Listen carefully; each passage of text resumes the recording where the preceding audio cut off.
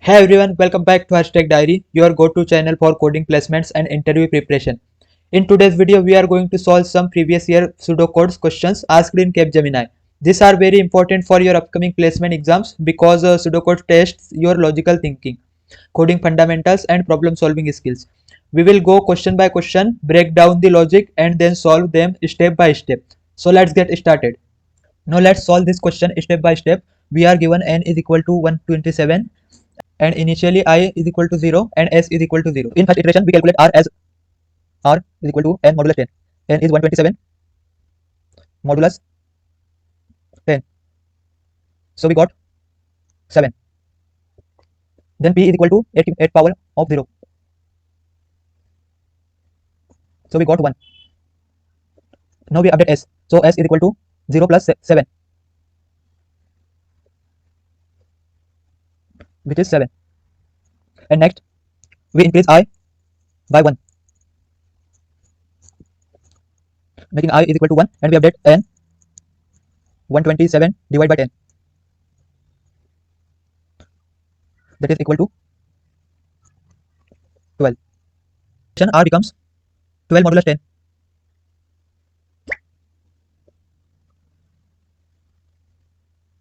which is 2. And p is equal to 8 to the power 1. That is 8. Now s become the previous value 7 plus 1, sorry, plus 2 into 8. That is 23. So we increase I again. So I is 2 and update n to 12 divided by 10, which is 1. 1. So in third iteration, R is equal to 1 modulus 10. 1 modulus 10. Sorry. Which is 1. And P is equal to 8 to the power 2. 8 to the power 2. That is 64. So S become 23. S become 23 plus 1 multiply 64. Which is 87. And at this point n becomes 0. So loop and the final value is 87. So option C is correct. Well, let's do question 2. Let's analyze this loop carefully. The loop start with n equal to 3. The condition says as long n is not equal to 0, keep running the loop. So loop start at n is equal to 3. So print n 3. Then inside loop n minus 1. N is equal to 1. Loop condition n is not equal to 0. So that is true. Next iteration, print 1. Then again n minus 1. N is equal to n minus 1. That makes 0. But the loop itself decreases n also, so n becomes minus 1. Condition again true. True. Keep repeating, leads to infinite loop. So option D is correct. Infinite loop. Let's do question 3. Here we need to understand recursion. The function takes two number a and b. If a is less than b, it simply swap them. A is 8 and b is 9. If the first call becomes function of 9 and 8. Now function 9 8 works like this. It will be written 9. It will return 9 plus function 9 comma 7. Then function 9 7 returns 9 plus function of 9 6. This keeps going until b becomes to 0. Until b becomes to 0. Like that. So what's actually happening here? We are adding the number 9 again and again, exactly 8 times. Exactly 8 times. That means the result 9 is multiplied by 8. So we got 72. So the correct answer is option C, 72. Let's move to the next question. In this question, we are checking how many digits of number are actually divide the number 2630. Our number is 2630. So let's take its digit one by one. 0, 3, 6 and 2. So let's take digit 0. We skip it because division of 0 is not allowed. Digit 3, 2630 divided by 3 is not allowed or is not a whole number. So it's not counted. It is not a whole number. Move to digit 6. 2630 divided by 6. It is also not a whole number. So not counted. So digit 2. 2630 is divided by 2 is perfectly divisible. So it is counted. this one is counted. That means only one digit, only 2 satisfied the condition. So even counter equals to 1.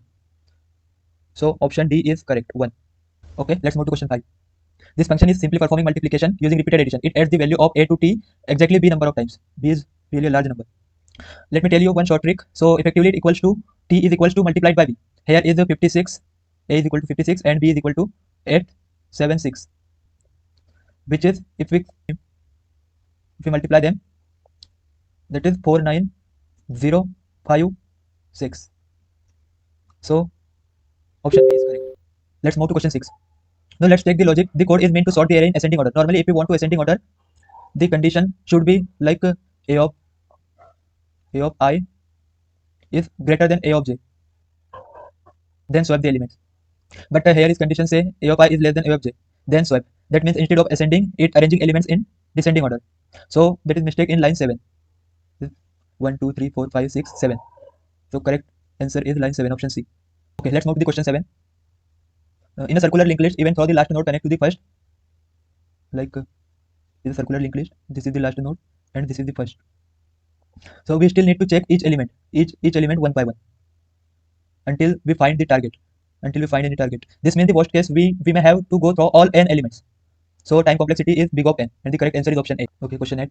In a singly linked list, you cannot directly access the middle or last node. Like this is the linked list.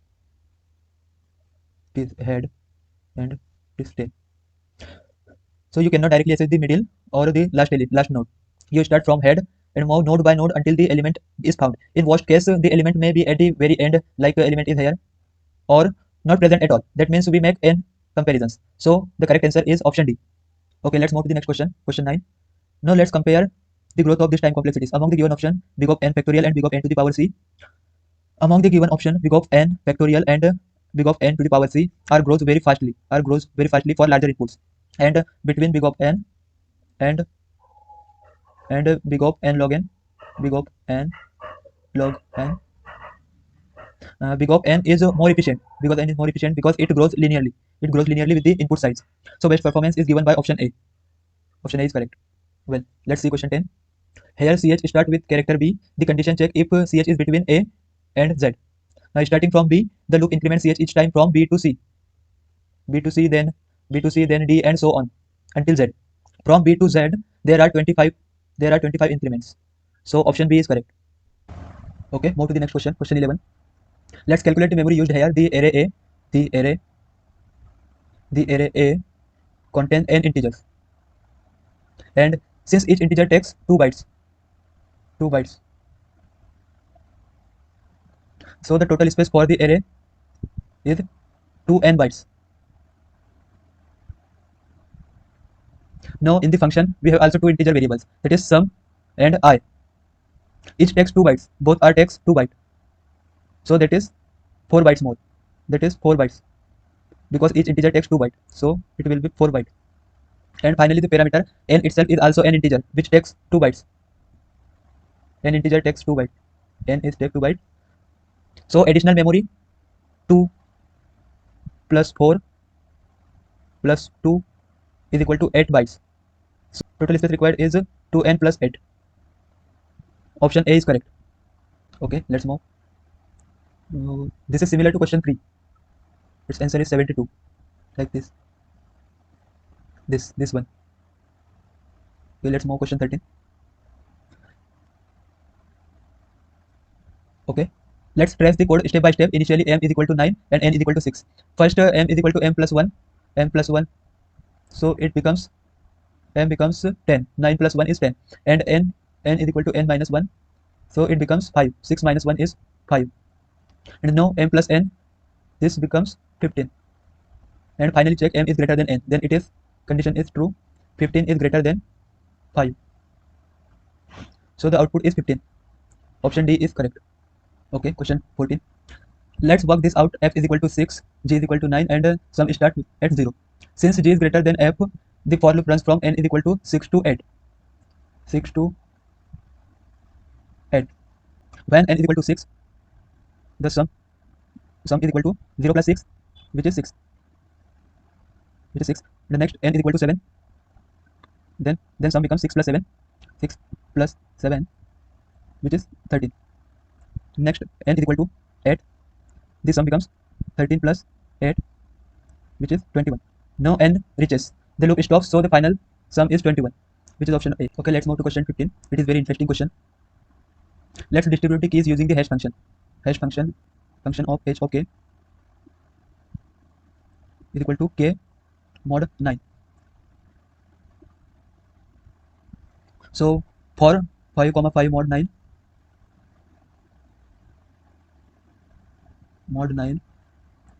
it will be 5. Same as for 28 it will be 1.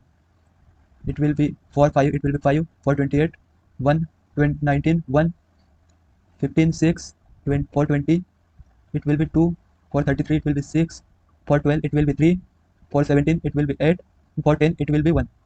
10 mod 9 is equal to 1 using this hash function. So slot 1 has 3 elements. Slot 1 has 3 elements like 28, 19 and 10, like that. For 28 1, for 19 1, and for 10 also 1.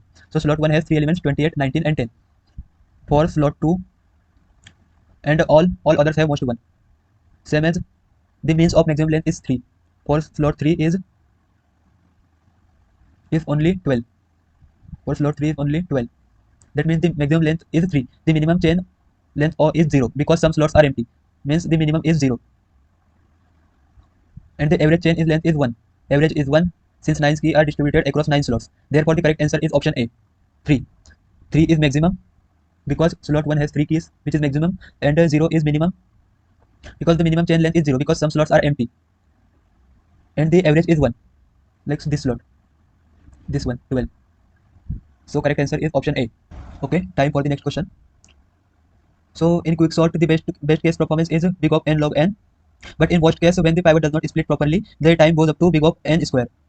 Big of n square. Even with the central pivot strategy, the worst case is possible. But the correct answer is big of n square. Well, let's proceed to the next question. So when DFS is implemented with adjacency list, so DFS runs in big of m plus n. And with adjacency matrix, like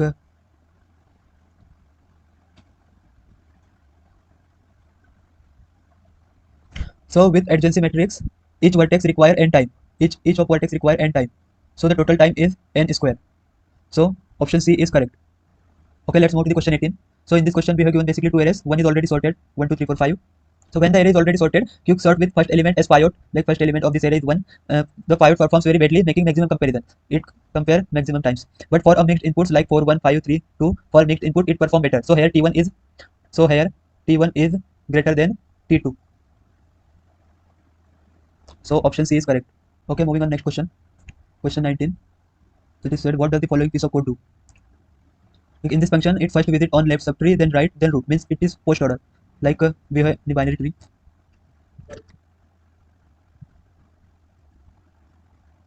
So first recursive call on this left subtree, then after this right subtree. Same as for this root. This root's first recursive call on left node and second right node, then after this root. And same as for main root. It will first recursive call on left node, then right node, then finally this root, and after overall the main root. So this matches the post order traversal pattern. So the correct answer is option C, post order traversal. So let's proceed to the next question. It is saying how will you find the minimum element in a binary search tree? So in a binary search tree, the smallest element is always the leftmost node. Like in BST, the minimum element lies in the leftmost node, this node. So keep going until the root dot left node becomes into null. Means the leftmost node until root dot left becomes into null, like this. So option A performs that's exactly what option A does, not in others, like this. So option A is correct. So that is it for today's video. We solved 20 important pseudocode questions from Capgemini previous year papers. This kind of questions are very common in aptitude and coding rounds, so make sure you practice more. If you found this video helpful, don't forget to like, share and subscribe to HarshTechDiary for more placement related preparation content. Also hit the bell icon so you never miss any update. Thanks for watching. This is Harshal from HarshTechDiary signing off. See you in the next one.